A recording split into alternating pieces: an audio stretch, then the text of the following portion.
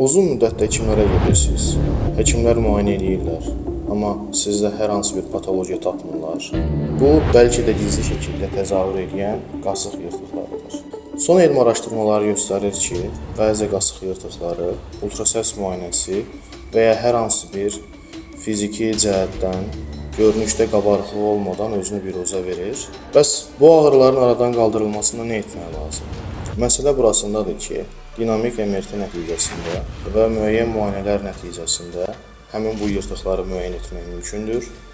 Yırtıqları müəyyən etdikdən sonra isə cərrahi yolla açıq və ya qapalı şəkildə yırtıqların təmiri mümkündür.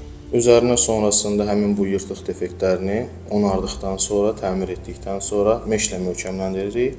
Sonrasında isə artıq xəstə öz həyatına, normal həyatına qovuşur. İdmançıları daha çox narahat edən bu problem əməliyyatdan sonra təqribən ilk 2-3 gündən sonra normal aktiv fəaliyyətə başlayırlar.